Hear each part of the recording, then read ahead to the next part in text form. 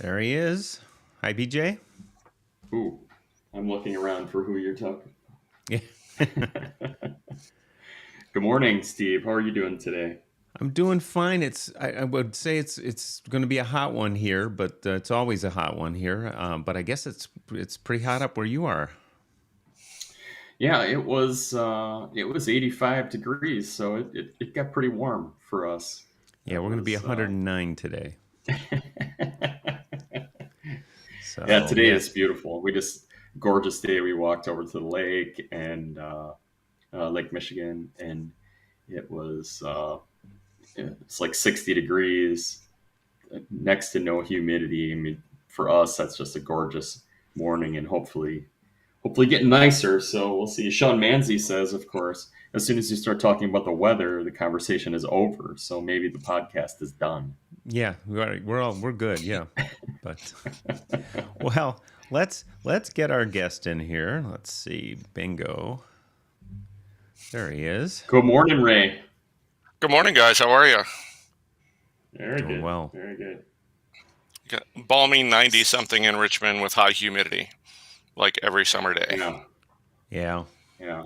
That sounds gorgeous. We're starting to. I mean, I looked at my snow blower this morning and thought, well, maybe it's time to to haul that from the shed out to the garage. It's not going to be too much longer. Uh, Yeah, you guys enjoyed your 2 weeks of summer in Wisconsin? yeah. No, we had a beautiful summer this year. Oh, It was just fabulous. that's awesome. Warm. Yeah, warm every day. Plenty of rain. The lawn looks good. Normally by now the lawn is so just burned out from the heat of August, but it's gorgeous right now. Everything is good. It's gonna be a good farm season for all the farmers. They're gonna have bumper crops, so it'll be a good year in Wisconsin for sure. That's awesome. One of my favorite states, obviously, with my Packers garb. Yes, yes, and I do have. I've put out the word, Ray, for all the people that I know that have season tickets.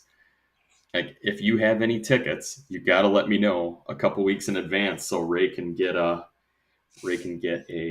ticket up here, and we'll run over to Lambeau and go see the whole thing. Would love to do that. Yeah, yeah. One of these years, we'll get you up here. Exactly. And anytime you can interject Sean Manzi's name into anything, that's got to be great. My Yeah, favorite little guy. yeah, uh, I did his yeah. engagement photos. Oh, did you really? I didn't know that. Yep. Yep, that was I me. remember Him on those. the train tracks and all Yeah, those. yeah. I didn't know that. That's cool. So you're a photographer as well. Do you do all your team photos? I don't. My wife actually does them, and she does a really good job. I'll send you out a link for what she does. It's really cool stuff. She uses backdrops and all that stuff, and I'm more of the sports photo guy who dabbles Yeah, in other stuff. yeah. Oh, that's neat. That's really cool. Yeah. So our first couple of questions normally for people are, how do you how'd you get into volleyball? What was your start into volleyball? How is it that you know something about this game, and what are you coaching now? Let's start with those couple of things. I started in Maryland, where they don't have any boys high school volleyball. I really like playing in PE class and at my church, and really like that. And then, of course, the girl that I liked was on the volleyball team, so I went to all the games in high school and tried to help out at practice and everything. Um, I was a big baseball player, and then as the years went on, I didn't quite um, progress in baseball the way that I had hoped, and realized that that wasn't really going to be a huge long-term career type thing. And I was like, well, I'm going to find something that I want to play, and decided I was going to give volleyball a shot. So I went from playing kind of church league jungle ball to taking the class at my community college, and the coach there was like, hey, this really makes sense to you. You're pretty good at this. Why don't you come be my assistant coach?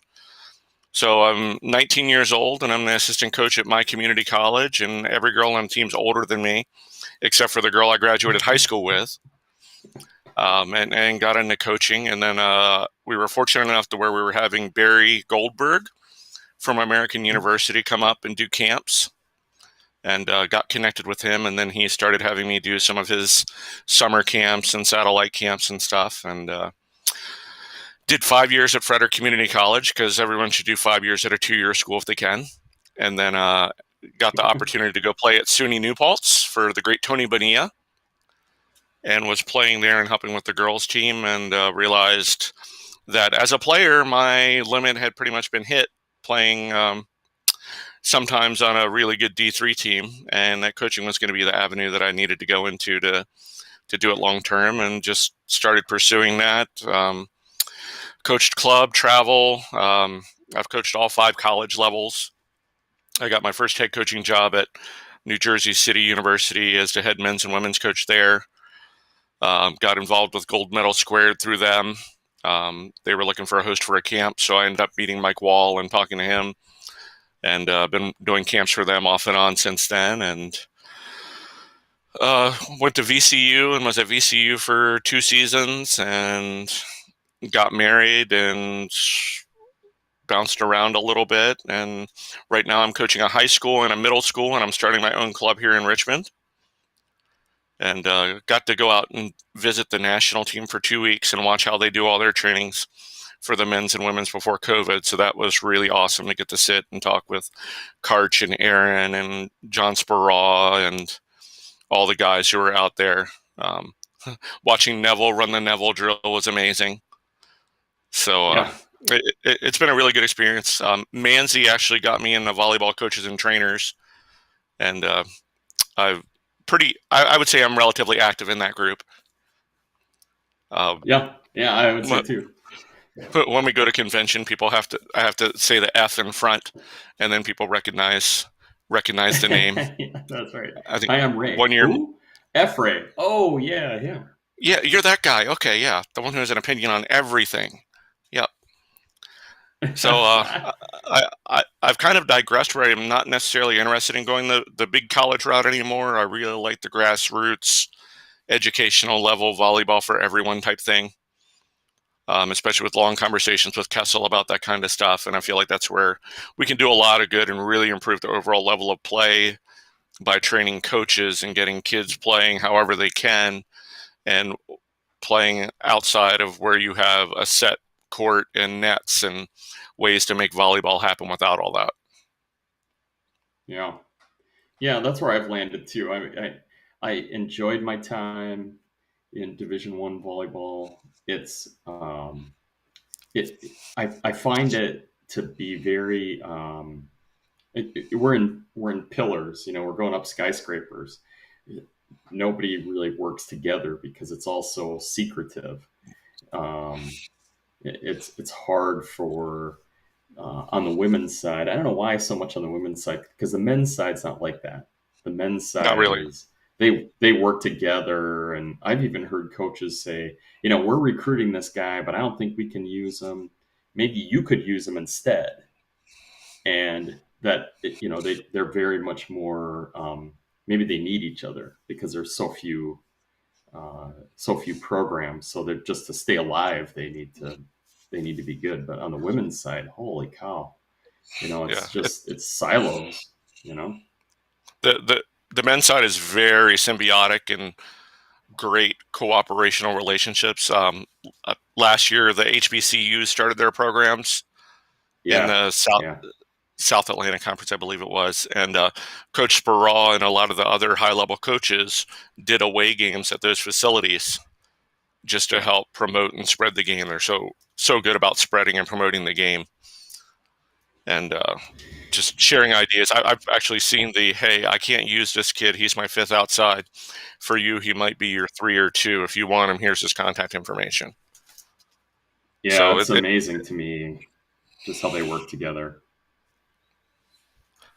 Yeah, I really enjoy that component on the men's side. I coached girls for a long, long time, and definitely find myself enjoying coaching the boys at any age group better and girls better at a younger age group. Yeah. The less drama, the better.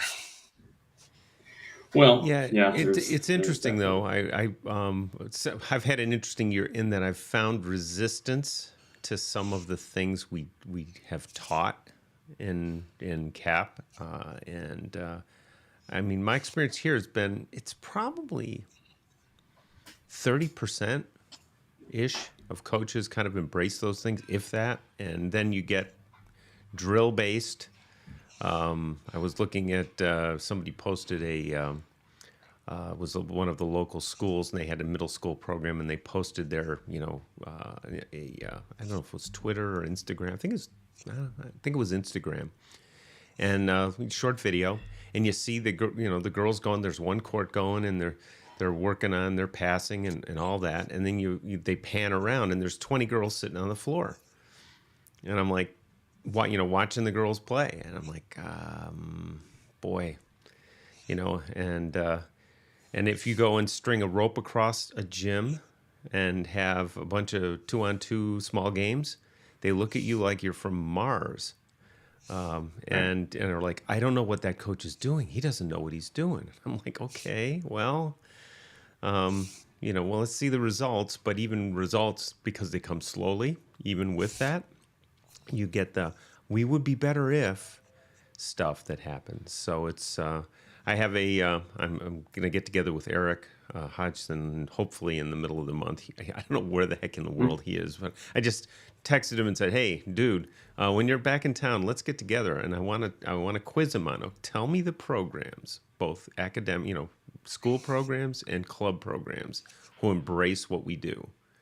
Because for whatever I do next, I want to find one of those environments, because it's just frustrating to try to evangelical the whole thing. I'm not a good evangelist. Yeah.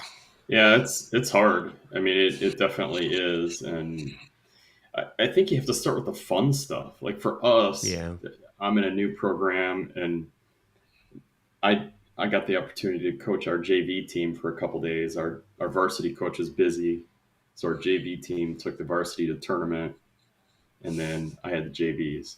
So I get the JVs together. I'm like, hey, let's play this game. The speed. So you pick the best one, and if you get the players lit up about it, which we did, then when the coach came back, the players are, the players get the net set up. They're all playing already. It's like, what is this game? So she's asking the questions now. What game are you playing? Why do you like this? And now all three of the teams at our high school all of a sudden are playing speed as their very first thing of the day. And we've gotten rid of the stretching warm-ups and all that kind of stuff just because that's what they want to do. So, I mean, it's one of the basic lessons. Get them doing something they want to do. Yeah. Yeah, my boys' side, we had open gym. They start with they just walk out and start playing speedball. But they've been doing it for a couple of years, 4 years now. So, but it makes a difference. Now, we were going to talk about, as my memory serves me, we were going to talk about stats a little bit. I'm not sure exactly what BJ had in mind on stats. Ray and I were having a discussion. Okay. About some statistical benchmarks, if you will. And my bend on benchmarks is, a lot of people ask this question: what should we be passing? Like, what if you use a standard 3-2-1-0, what do we have to pass to be a good team? And I always ask the question, what does it matter what you have to pass? If you're passing say you're passing a 1.5 today, you need to be better. If you're passing a 2.3, you want to be better at that too. So I've never really understood why people have these benchmarks, because you have what you have in your gym. Ray and I were kind of talking about that a little bit, and he's got a couple of numbers that he likes, and I just said, hey, why don't you come on and let's discuss, basic statistics for coaches. Like how do coaches, especially developmental teams, how do we use statistics to get better? I think that's the crux of it that most people are missing is we're not using the number to get better. We have this number in mind, but what do we have to do to make that better? And I think, Ray, you were talking about side out percentage was our serve where win you and studied. side out percentage. Yeah. Talk about that a little bit. Just go back over the conversation we were having. So I was looking at our serve win percentage and trying to see what percentage of the time we're winning our serves. And we've got some rotations where we're winning almost 55%, but then some where we're just barely at 40. And how we can make that a little bit better and the causes for that. And I mean, as with all statistics, there's a lot of stuff that goes into it, a lot of factors. So if you have a really bad serve win percentage, it might be the opponent's best scoring rotation. It might be, so last year for us, our best scoring rotation was rotation 4, but for them, it might be rotation 1 or rotation 2.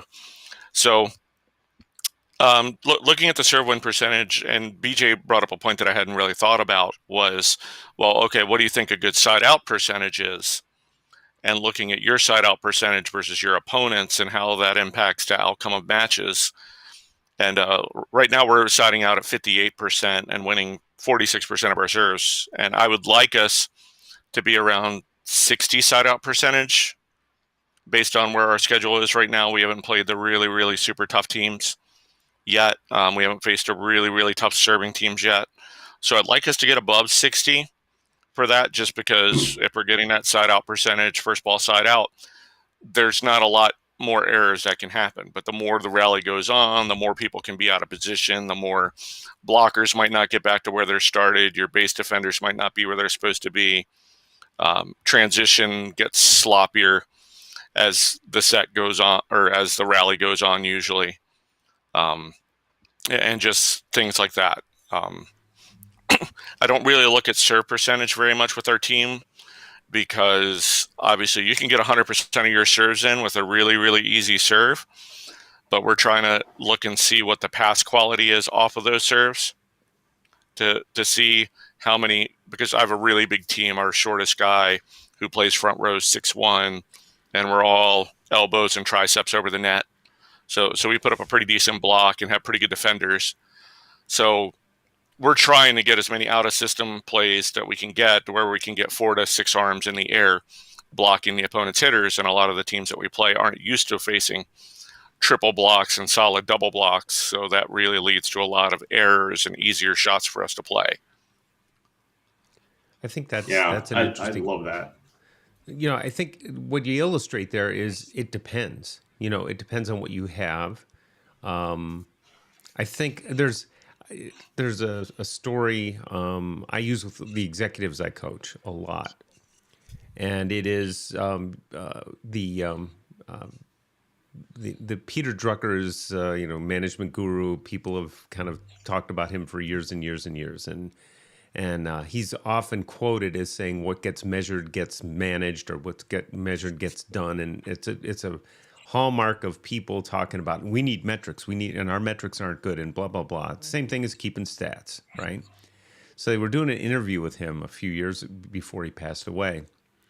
And he said, he was asked about it. And yeah, that quote actually, that versions of that quote go back to like the 1500s. So, what Peter didn't kind of coin it. But he said, I never said that. And God love the interviewer. He said, well, what would you say? Good question, right? And he said, well, what I would say is what you want to measure is what helps the person doing the job do the job better.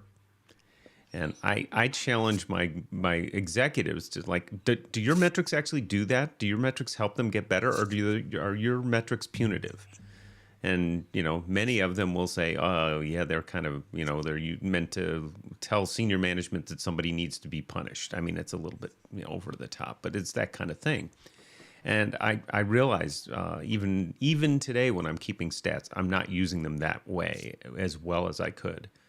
You guys were talking about stats. I mean, I'm passing about a 0.65, okay, in that world. And my serve percentage is actually better than I thought it would be. We're in the mid 80s, and at my level, serve percentage does help a bit. But I'm at the stage where I have overhand servers who everybody wants to overhand serve. Nobody wants to torque serve or anything else, even if they can't get it to the net yet. And everything's served within 15 feet of the net. So our opponents, once they make the adjustment, don't have a lot of ground to cover. For most, I have one or two who can serve deep. I've got one that did. I forced a torque server this week and then told her, well, you're going to serve in this match. And she served one, 25 feet back and scored. So it's kind of like, okay, guys, trust me. Trust me on this. And it's like you can't get them to. It's hard to get them to trust you on that. And part of it is they don't know me that well yet. I've only been coaching them for 3 weeks, but I think I learned a lesson early on to not overemphasize stats, because I did at one point in my career, and it was a big demotivator. And they just made them feel bad, and that's not what they should do. Right. Yeah, I coach high school boys, and all they want to do is see their stat sheet and what their numbers were and stuff like that. But then they're just looking at things from a very small perspective. Oh, I hit, 380. And I'm like, okay, but were you hitting where you should, or was it bad defense or bad blocking, or what led to your 380? Or you hit negative 300, okay, but you were hitting against a 6.5 and a 6.6 middle, and you haven't really worked on working the ball around big blocks. So maybe next time when we play them, we're working a lot with the noodles through the net and seeing the block and working on and around the block type things, and trying to find a positive nature in the stats. So we have good misses, bad misses. We're trying to teach the guys the processes for how and why things happen, so that they can do a lot of self-correcting, and I can ask them a question, because I ask hundreds of questions every practice, probably like BJ does. And why do you think this happened? Why do you think that happened? And getting them to think about it at that level. One of the stats that the only one that I really keep on the side is our earned points versus unearned points, because we do have kind of a guideline where if we earn 16 points, so an earned point is a kill, a block, or an ace. If we can earn 16 points in a set, we generally win that set about 60% of the time. So if we can get to that 16 number, and the boys know about that number, like, oh, well, and I'm going to get a block this time. Okay, well, let's go get a block. All right, well, I'm going to get a kill. Okay, well, let's get that kill. So keeping it small for them in that respect. I don't like them look at their hitting percentage, because then I'll start not making errors. They'll lose some of their aggressiveness because they don't want to have the hitting error on their stat sheet. Yeah. And bring down that percentage. Right. Yeah, we found I first heard the earned points idea from Jim Keene, and we talked about that, and he was saying that I think he says their number is 17. So if they get to 17, they're going to win. So then I took that, and my coaching style is, let's be super aggressive.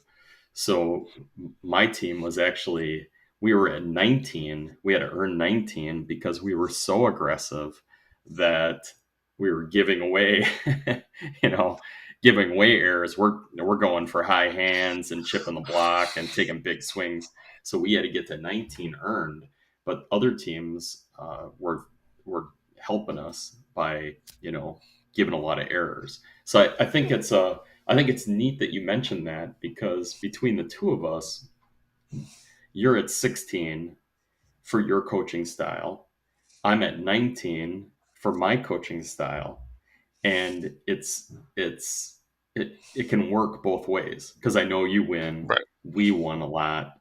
It's just a matter of of how you're doing it. So that lends me to the idea that there is no magic statistical threshold for either passing or hitting. I mean, you're talking about your guys are hitting 380 or the negative 300, or they're all over the place, but they can all be good. Right. I mean, that's it's matchup based, right? I mean, that's the biggest thing. Yeah, Absolutely. And I would love us to get to where we're at in 19, but the coaches that were there before me were very risk averse. So for them to even take the big swings to try and get to 16, I'm pretty happy with. And we, talking about the earned versus unearned, we actually had a set that we lost 25-23 this year. We made 19 errors and lost by 2.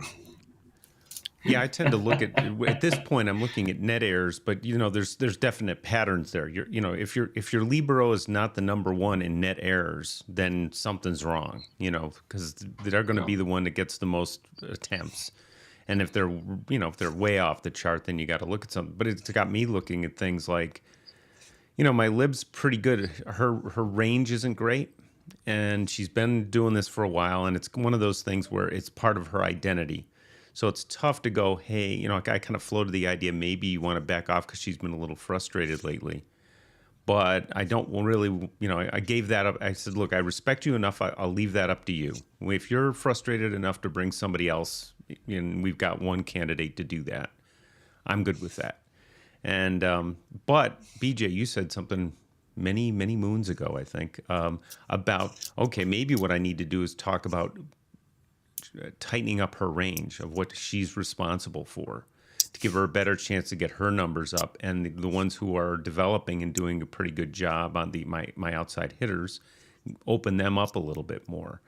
And so those are the kinds of things when I look at a big disparity in that net errors, and then I look for, okay, the next 2 should be the outside receivers usually, and then when you get up to a middle blocker, they're going to make some errors on attacks if they get a lot of them, but for the most part, they're going to be my lower numbers, or my own, and my right sides in my offense are probably my lowest number, but they get the lowest number of touches. So then you got to factor that in. But it's nice to be able to look at all that stuff. And by the way, how do you collect your statistics? We have the huddle assist, so that does all the breakdowns for me. And then I'll usually go back as I'm watching the match and track something that might not look right to me. So we had one match where it said we had 3 blocks, and I recall in my head that we had at least 7. So I'll go back and check that. Or if it had someone who seemed like they were really skewed from what I remember, I'll go through and kind of stat out what they were doing. And it lets you pull up all of their swings for that match. And then if there's any assigned to a team, then you can go through and look, okay, was that a team attack or was that something else? And kind of get it a little bit cleaner.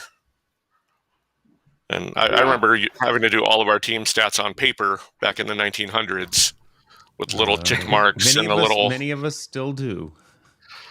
Yeah. And now I use the tablet with TapStat, which is a really cool little one where you just tap and go. So you've got all of your things there, and you tap it, and it adds a +1 for whatever it is. So if you hit a kill, it gives you 1 attempt and the kill on there. And then at the end, it gives you a compilation or a computation of all of them. Mm-hmm. So that's 2 little cool things that I use. What about you, BJ? We have at my high school, we have huddle. At the university, we had volleymetrics. Okay. And both of them, I mean, they're excellent at most statistics. So they can break down your kills and your attempts and assists and blocks and everything. Mm-hmm. A couple of things that I value, it just are not available in those in those pieces of software. So one, I think it is very important where a passer is on the floor and where the passer receives the ball.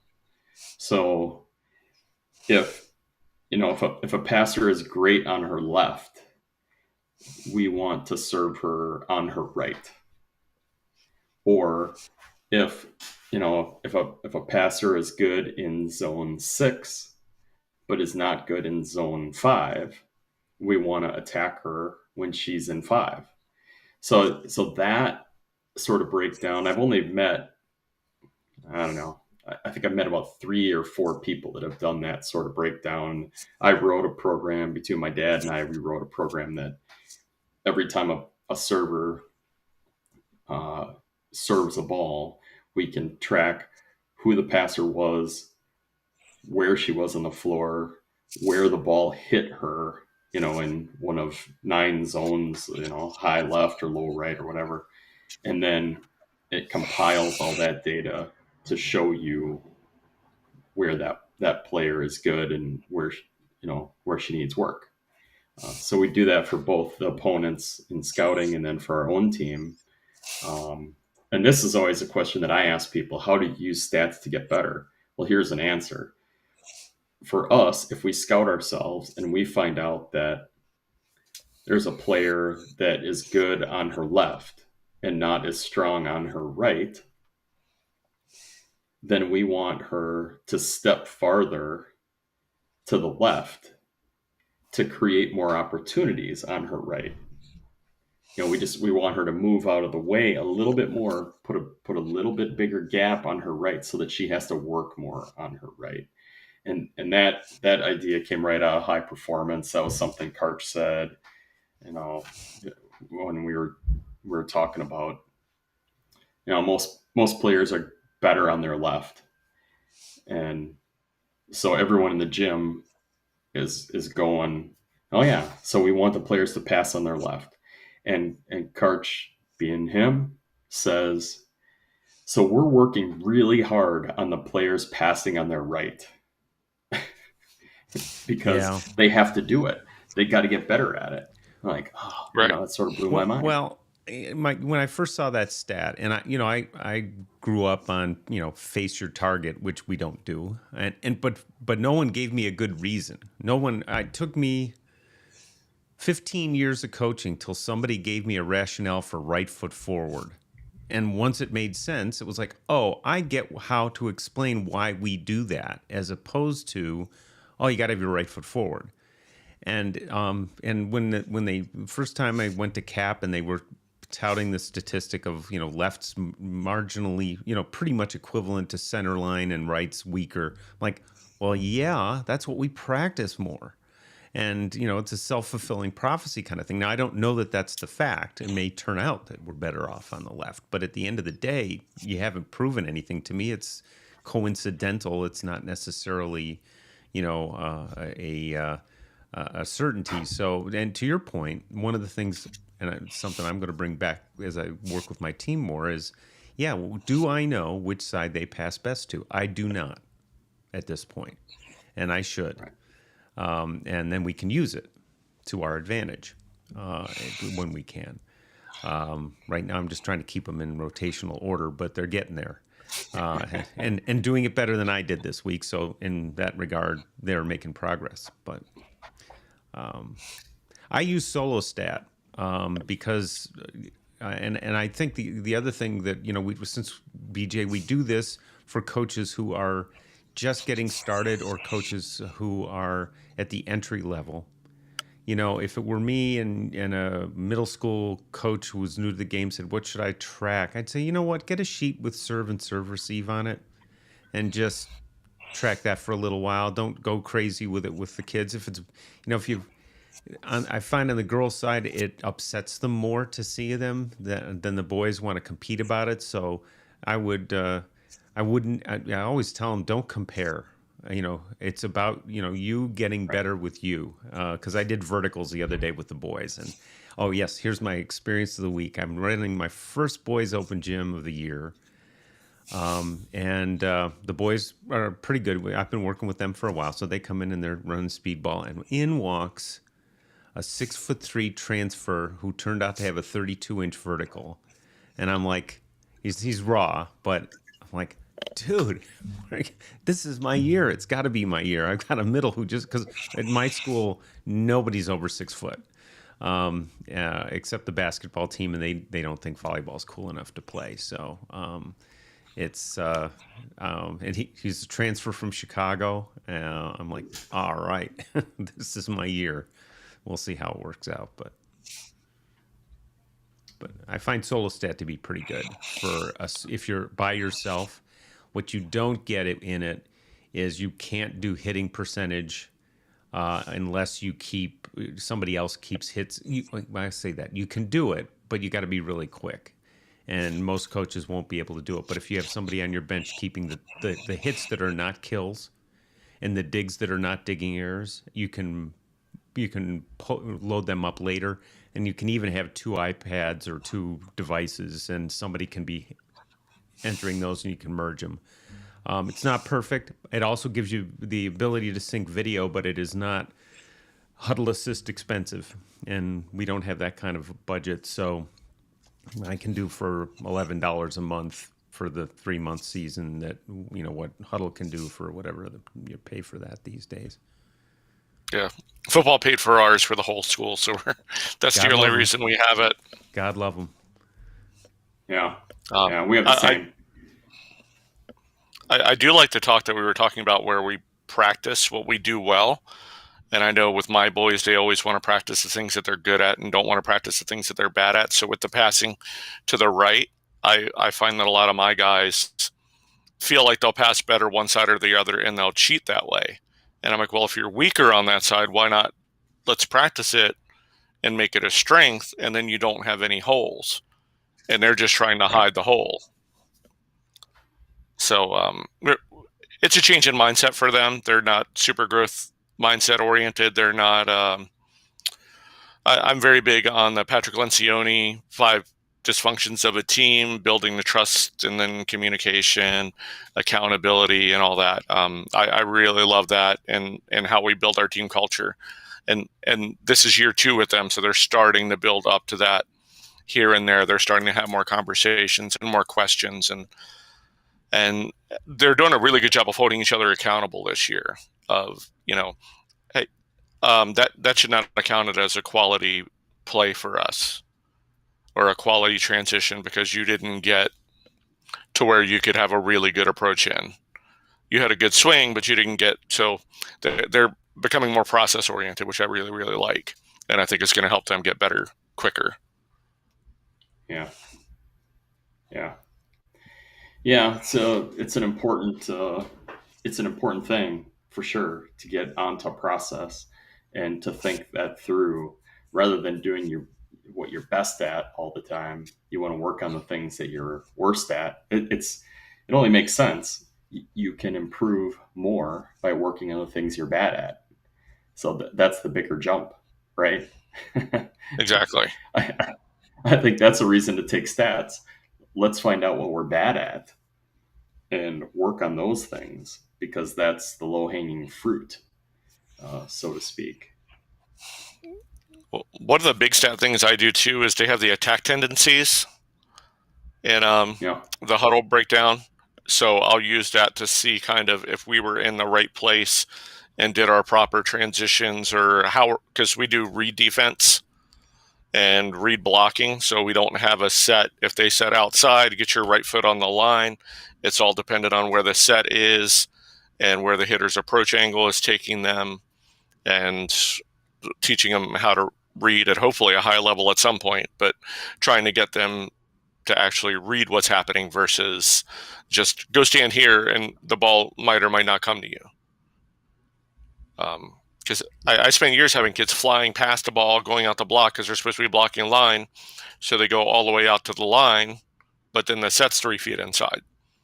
So they're not taking any space. So now we're working on getting in front of where our hitter's going. We can take a lot of space from there with where they're going to hit hardest because you hit hardest where you're going. And then making defensive adjustments from that to take away kind of that second and third option for them. And it's really helped with our block numbers. It's really helped with our defense. It's helped with our hitters because they realize that when they're hitting now, hitting here, so the block's probably going to be here. So now I can turn and hit this way and get a good swing or a kill or a high hands out of system type swing or something like that. Or if we're playing a team who plays right foot on the line for right back defense, we know that we can hit that hard seam and the ball is probably going to be in a good spot, because generally teams who do that will play regular perimeter where the middle back is between the middle blocker and the outside blocker. So that gives us a lot of space to work with offensively. Yeah, that's a great point that you bring up. And another thing that you don't see in the stats packages at Green Bay, we started working on, we started tracking, where is the outside hitter attacking? What part of the block are you attacking? And they were probably more than half of the time attacking the middle of the block, looking for the seam. And so I started tracking, when you attack the outside of the block, how much more successful are you than when you attack the inside? So we went from, we're attacking 60% of the time at the middle, but we were actually hitting negative when we attacked the middle of the block, and we were hitting like 350 or 380 or something like that when we're attacking the outside. Like, hey, let's shift, if we can, to hitting the outside of the block. And it didn't take long before now we're 60, 70, 80% of the time hitting outside the block or attacking the fringe of the block. And guess what? Our pass numbers went up. I mean, that's something you cannot get in the normal stats package, but those are things that are obviously important to coaches like us. Exactly. And I love the 9-quadrant passing. I actually talked to a friend of mine who's an app developer about how to make that. And I just wanted to be it could be a stick person, and okay, they passed top left, it was a 1 pass, they passed middle left, it was a 3, and being able to track that and have that to let us know, okay, well, we definitely need to serve this person to the right as much as we can. I feel like that's it's a little bit higher level, but knowing that people generally pass better to their left and middle, and serving away from that has really helped our guys with their serve numbers and getting the other team into less ideal situations in serve receive. Yeah. But I would love to have an app like that. It was a game changer for us to be able to look at where, and I felt like we knew things about the other team that they didn't know about themselves. We're tracking them. We know that this player, when she's in 5, is bad on her left, and you might assume, hey, players are supposed to be better on their left, so you might assume that, but you can find these little holes, and at obviously at Division I level, that's bigger. I mean, at where I'm at now, it's going to be more about, well, this passer is better than that one. So right. We're going to avoid that passer and let's target this one as much as we can. We went so far as to program what a coach called versus what was served. So if a coach called, we didn't do it by areas, we did it by zones, or gaps, 1, 2, 3, 4 gap, which I got from Jay Hossack down at George Mason. Of course, you all know him. Love Jay. Yeah, and they don't call 1 or 6 or 5. They call gap 1, gap 2, gap 3, gap 4, whatever gaps there are, and that's where they're attacking. So we went through that all and figured out, all right, this girl is good on her, if she's in 1, she's better in gap 3 than in gap 4. So let's attack her gap 4.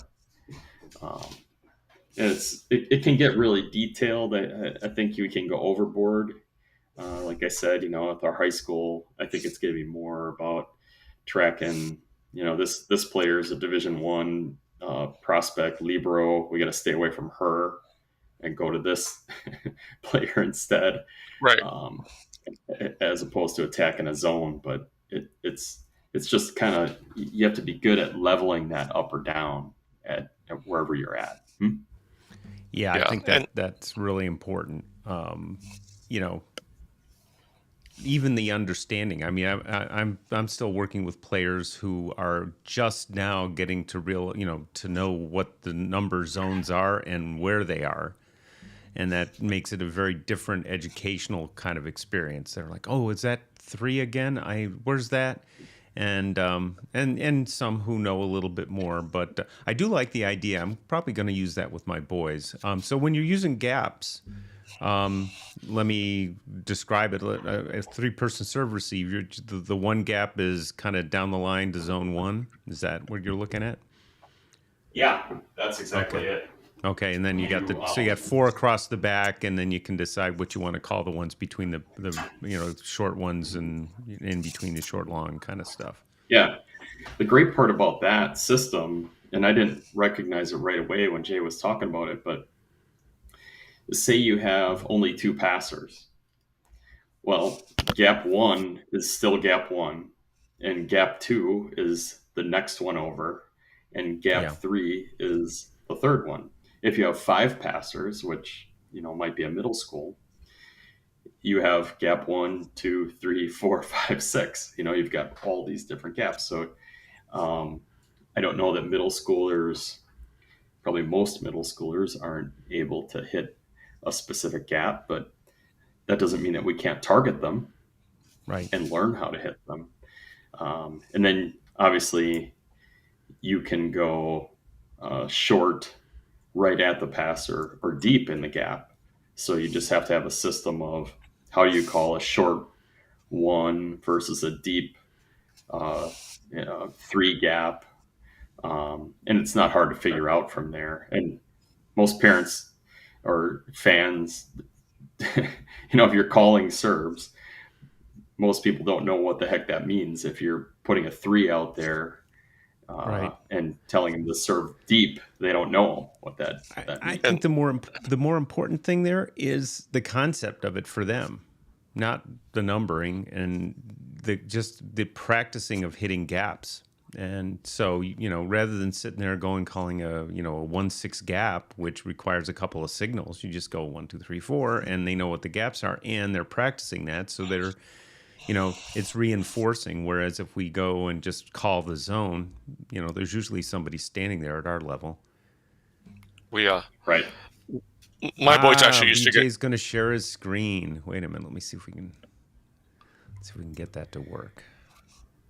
I was going to say my boys get confused with the numbers. So what we actually switched to was the old back row calls.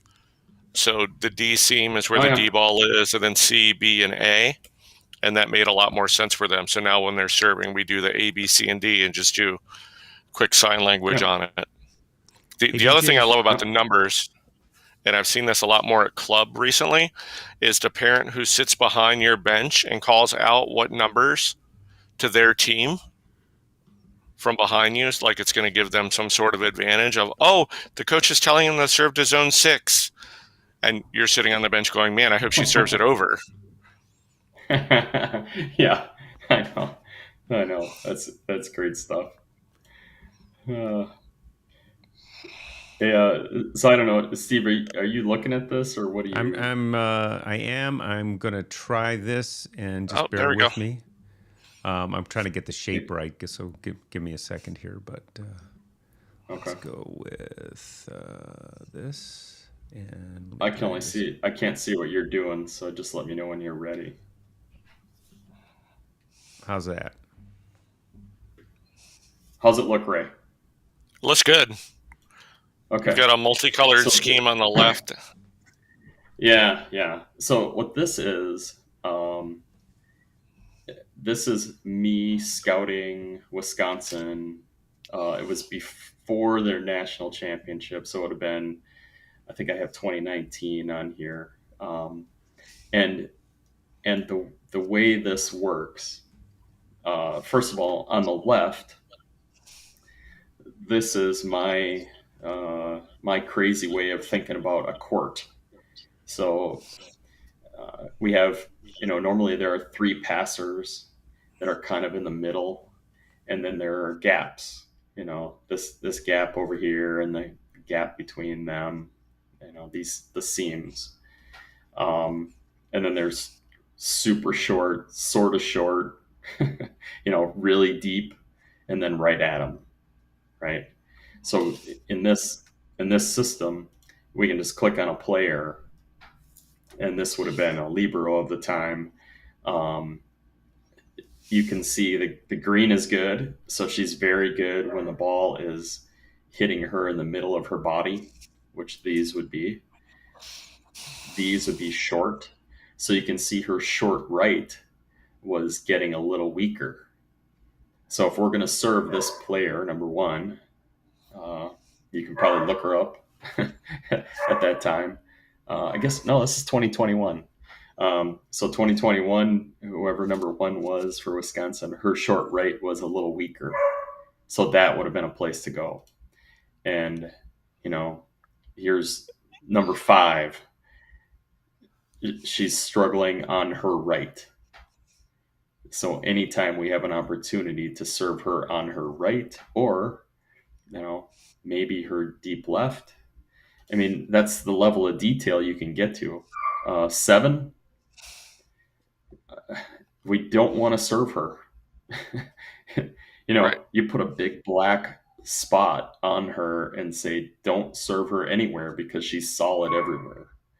Right. And then there were a couple other, I think this is the interesting one. 18, I want to say that's one of their middles.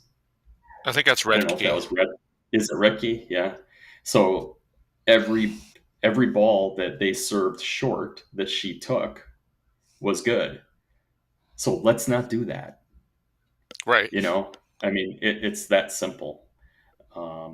It's not simple. It wasn't simple to build, but it was, it was, and here again, whatever player 21 was, she only passed in 6. Trying to think of who that was. That was her left side. But she was great. So we're not going to serve her. So that's when else. That's when she's in zone 6, or is she in zone 5 in that? In each of the. Yeah, this is in 5. So this is the court. This is the net right here. So here she's in 5. Okay. That perfect. 6 right there is just saying, we can get so in the weeds on this, but these are the thicknesses of those zones. So the widths, right? So this 3 feet, 6 feet, 3 feet, 6 feet. Yep, exactly. Perfect. So in that 6 foot width, we didn't want to serve her, but obviously we're targeting. If you go back to one of the players that had a lot of touches, you want to target the seams. And this player, pretty obviously a libero, she was good in those seams, right? So we want to stay away from that. We don't want to go anywhere near her unless it's her short right. But yeah. And Recchi was 16. I'm not sure who 15 was. Yeah, I don't remember. I was close. Yeah. Anyway, just it gets detailed, but it doesn't have to be that bad. You can do that on paper. Just we've done again. This it comes down to what you can use. Yeah. And it in my world can't do it because we're not playing a lineup. We're playing a team that's a JV team that they're probably doing the same thing I'm doing, trying to get different people on in different combinations, and they might get settled down to a first team and second team and a couple subs, but you're not going to see the same serve receive enough to get enough data to tell you.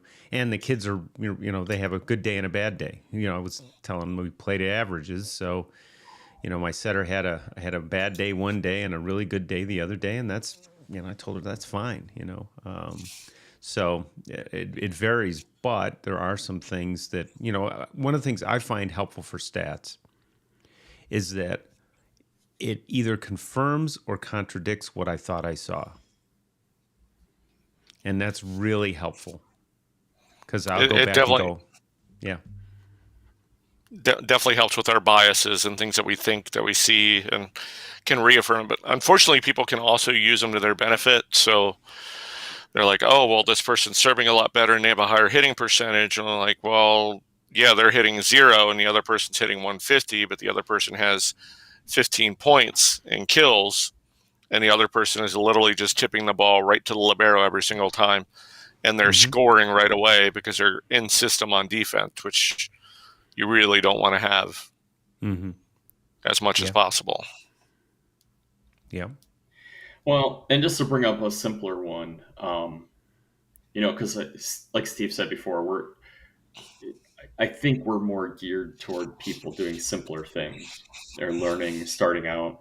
You can do things as simple as you just make a checkbox, four boxes. A player is ready for her or is ready to hit, or she's not ready to hit, and then she was successful or she was unsuccessful. So it's 4 boxes on a page. I should show the graphic for that, but you check off, if she was ready, great, and if she was successful, check. If she was ready and she was unsuccessful, you check that box. And it can be that simple that players, you can show the players that, hey, look, 25 times you were ready and you were successful 16 of them. The 32 times you weren't ready, you were successful twice. So do you need to get ready? It's that kind really, of stat. That's the kind of stat, though, I think you would wind up doing after the fact, which is if you've got the time to do the video, that's a tougher one to capture in game. And that's where, I have not used iStat Volley, but people speak well of it. And I think it gives you some shot tracking that you don't get in SoloStat. I just find SoloStat about the limit of what I can do with my brain. And I also know other coaches who can, probably do data volley almost. I mean, it's so it varies. So it's what works for you, or, I like taking it myself only because it keeps me in the game and tracks who's my next server and what rotation I'm in, and gives me all that information if I'm doing it properly. Right. Eventually, I'd like to get team managers to be doing it and sitting next to me and let me glance down at it. We're not there yet, but we might get that way for our boys' season this year. I'm hoping to maybe get there. I just think there's so much more value in tracking things that you want them to do. Did you get ready to hit? Yeah. Did you attack the outside of the block? Did you 1, 2, 3 reach on your pass? And then show them you were successful when you did this, or you were unsuccessful when you didn't. Those are some of the big ones for me. I love that as a process type stat and things of that nature. We're having a hard time with our middles getting swings in transition, but part of it is they're not getting off the net, and the other part is they're not open and available and letting the setter know they're available, so then they're not getting the ball. Because we preach with our setters, if you can't see them or know where they are, you can't set them. Yeah. And then we put the onus on the middle. You need to be up, you need to be loud, you need to be where you're supposed to be, and then we can run you in transition. And when we do, we hit at a much higher percentage. We score really quickly. If we can get a first ball transition set to a middle, we're scoring like 70% of the time. But we're not getting those because they're not in the right place. That's why we warm up with what Mike Hewlett used to call available, and it's real simple. They got to transition. We don't do hitting lines. They transition. They call their set. All 3 of them go. Whoever hits, next guy ducks under the net and plays. Well, that's pretty simple, but it forces them to transition and call their set. And that's all I really want them to do. And where's on the girls' side, JV girls' side, they're just learning it. On the varsity boys' side, they've been doing it for a few years, so they get it. But it is really helpful. And you're right, it's tough to get them back. The other thing I struggle with is getting kids to hit the ball, 3 feet, 4 feet off the net, as opposed to being right at, I don't know what it is about our game, but everybody wants to be right at the net. And, you just, I was watching, I forget who put video out the other day, but, it was a really good attacking video. And the guy's 20 feet off the net, jumps 10 feet off the net, hammers the ball at 5 feet off the net. And you go, and so when I see coaches talk about, oh, don't drift, I'm like, drift as much as you want, depending on what your approach look like. If you've got a really dynamic approach from 20 feet, you're going to drift 5 feet. That's okay. I don't care. Just get up in the air and hit the ball. Right. Yeah, I agree. I don't know what it is. I suspect that's how we were coached. Yeah. Is to stand right at the net. That's what we sometimes see. And even as I watch our national teams play, our setters are not standing at the net. They're 3, 4, 5 feet off the net. And especially in transition, they're maybe 7, 8, 9 feet off the net because that's where the most success is happening. So I have no idea why our high school setters and ours are guilty of it. I keep pushing them off the net, or I'll even stand in their way so they can't stand right next to the net, and they get kind of ticked. I may put a ribbon up across 3 feet off the net and make them hit the ribbon every time. Yeah, stay out of this area. Yeah. I think it's how we were coached, and it's going back to Kessel, and we make kids run laps because that's how we were coached, and it's the same thing with standing at the net for the setters. I don't know. I know of a program locally where they have had to run around the school and around the adjacent school and stuff like that with errors, and I'm just trying to weed that out as much as I can locally. But I'm like, okay, but that's a very developmental team, so all of that 25 minutes of running that they're doing is 100 touches that they could have. Yeah. And get better at volleyball, so they wouldn't make that mistake again. Yeah, and if they ran a rope and played short games, it'd be 200 or 300 touches they could get. But no one would ever do that, because that wouldn't look like volleyball, because it's over a rope, and the rope isn't at 7 feet 4 inches or whatever it is and change. Right. No. Yeah. We actually do be the net, which is I think some people call losers the net. Yeah. And I love that for our warm up. We do that all the time. So they're like, how many games do we have going? I'm like, well, we have 36 guys in the gym, so we have 12 games going, and they're pass set controlled and moving around, and they're like, this isn't a good workout. And then after about 2.5 minutes, 3 minutes, they're like, can we get water?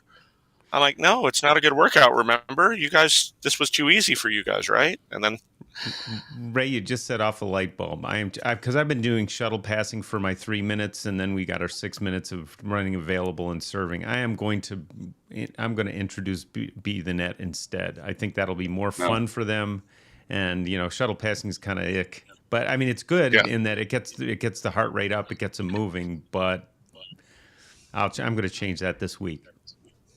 Yeah, we call it either living net or monkey in the middle. Yeah, as another name. Loser becomes a net. Be the net. I like living net because that tells the net, like, hey, let's get active. Be jumping around and be screaming and be a distraction. Yeah. It can also help with your hitters if they're having problems seeing the block, of working around the block there. Yeah. So that's kind of what we're using it right now. Of okay, we're going elbows, so we're trying to tip or roll past the elbow, and then the defender is getting to where they can see it, and then they are there and can play the ball too. So we're adding facets to it to try and get them better quicker. The cool part about that drill is you can go. The basic drill of be in the net is 1v1. Right. But you can also go 2v2. And if you think about the 3v3, Now you got 3 players playing against 3 net players and 3 defenders. And then it's a What game. does that look like? Yeah, Yeah. that's what 6-on-6 looks like. Like, Yep. it's just such a beautiful game. I We- wish more people would get into that. I think we might switch to 3v3 as part of our warm up. Yeah. 3v3 be the net.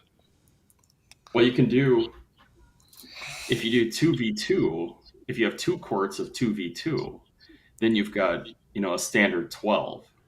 Or you Yeah. could play speed style, where, if you lose, then you're off, and the previous losers become the net. So then you have 16 on one side. Or you can play speed triples. I mean, there's just so many options with that drill. Yeah, speed is huge in our gym. We play it almost every day, and we'll have little tournaments set up, and that goes into our cauldron for playing time and position battles and stuff like that. And then when we always get the parent call of, okay, why is my kid sitting versus this kid? And we're like, well, we're doing these drills, and your kid isn't performing as well as the player above them. No. And, not winning. Gotta win. Yeah. It doesn't always work. It's not working right now with one of my parents, but we'll figure it out. Yeah.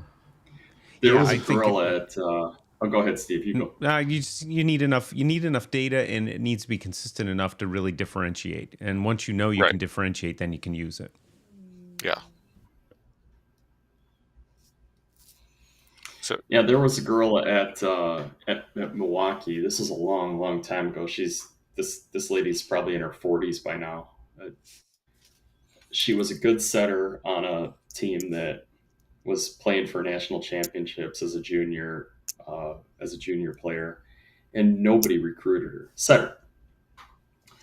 And because nobody recruited her, she didn't know what to do. So she's here in Milwaukee, and she's like, well, I'm going to go to UWM and let's go be a walk-on the volleyball team. And the coach at the time noticed, I've heard this secondhand, but the coach at the time noticed that every time that player was on, the team she was setting won. Like almost everything. So she was kind of keeping a mini cauldron. So after a couple of matches in, they put this girl in, and she had kind of goofy hands. They didn't, it didn't look like a normal setter. But I believe she still holds most of the setting records at UWM after 20 years because she played all 4 years, because she just won. Like, why wouldn't you? There's a statistic. Let's keep track of how often a kid wins, right? Yeah. especially in that type of position. Yeah. Yeah. So Carl McGowan used to tell this story about these 2 setters who he brought in. He brought in like the number 1 prospect in the country who was a setter, and you looked at him and angels sang when he went to set the ball, and he jumped really high and hit really hard and bombed his serve. And then he had this other guy who was the other setter. And they would go back and forth, and the other guy always seemed to win. And part of it was the super stud guy, when they lost, he would always look at his teammates and be like, this is your fault. You need to play better, blah, blah, blah. And the other guy on his team was like, look, you guys are stuck with me. You guys need to play really well for us to even have a chance. I'll give you everything I have, but you guys have to get it done. And his teams always played harder for him, and he ended up starting and doing really well for BYU, and ended up being the starter, and they moved the other kid, I think, to another position or something. But I mean, if we just look at the aesthetics of it, sometimes we can get fooled into, well, this person's so athletic, but are they the one who we are going to win the most with? Yeah. Yeah. Yeah, which stats thought it would show us. Big thing. Well, and timely, bringing up BYU, they've been in the news a little bit in the volleyball world recently. So I hope like heck they're figuring that out and coming to good and positive outcome, because I like you guys both respect Carl and Chris and all the people that have worked there. But boy, they just have to get that. They got to get that straightened out, whatever the problem was there, and come to a conclusion on it. Yeah, it seems to be happening a lot more. I've seen a lot of it online where people are doing the same thing at other high school and stuff, and it's just despicable. Yeah, me too. I brought it up with my girls, and they were like, "Hey, that happens to us all the time. That's we get that every time we go visit school X." And I think they're right. And it's one of those things where you can have a word, but you got to prove it. And where do you put your energy? And at least at my school, I think we've just about killed negative cheering. We do have some of the guys in the student section making noise, kind of distracting stuff when people are serving against us, which we're trying to discourage. But I have not heard we like free points and you can't do that this year. And our to be fair, our high school association is definitely cracking down on that stuff. And so we just try to stay positive, and so far so good.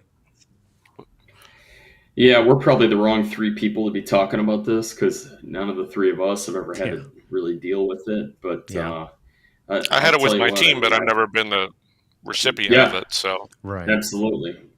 So we can be sensitive to it, but yeah.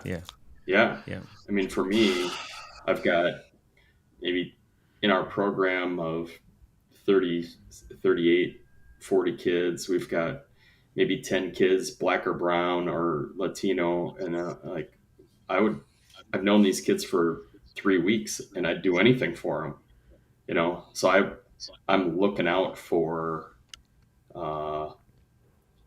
any of that kind of BS that people are going to throw at them. And I would have no problem pulling them off the court and getting on the bus, like, we're out of here. And, we forfeited a match, but you guys, your school's got to figure it out. I have pretty good confidence in our conference that they're going to take care of those things. Well, one of the things that I can recommend, because I did it this week, was I went out and somebody provided the link to the Oregon training that they do for coaches on this topic, which they're way ahead of the game on. And it's about a half hour of stuff, maybe a little less than that. Definitely time well spent. Gets you thinking about a process, so it's not just jump on the bus. It's, here's what the refs in their conference, here's what the refs are responsible for doing, here's what the site administration is responsible for doing. And if you go through those steps and it's not taken care of, that's the time to, pull back. But that's not something, to be fair to the coaches who are involved, that's not something that comes naturally to a coach. I understand, it's so it's good to practice it and go through it's like, it's like the drills they do for active shooter. I mean, it's sad that we have to do it, but at the end of the day, if you've practiced it, you're going to be able to execute it. And I think that course was well done, and something that, I think a lot of coaches would benefit from going through. Yeah, every play in the gym deserves the same respect level. No matter what. And that's the part that I guess that's the part that bugs me. Yeah. Well, by this time, Ray, usually BJ goes, "Hey, we're overtime," and we are overtime. We're 17 minutes over, so we got to get out of here. All right. I think it was valuable, though. I think it was a good conversation. Yeah, Ray, thanks for coming. This has been a great conversation, and I always look forward to these. I'll get it out on to our podcast as well, so people can listen to it if they don't want to look at our mugs. Perfect. But BJ's little, exactly. BJ's chart would be worth looking at. So if you do want to look, it was in the latter half. I'd say probably about 50 minutes in, if you want to look. And go to the, if you're listening to this and you want to take a peek at his tendency chart, that would be about where you would find it. All right. Thanks so much for having me, guys. Really appreciate it. Happy to do it anytime. Thank Well, you, we Ray. will take you up on that. All right, perfect. All See you right, next have a good time. night, guys. See ya.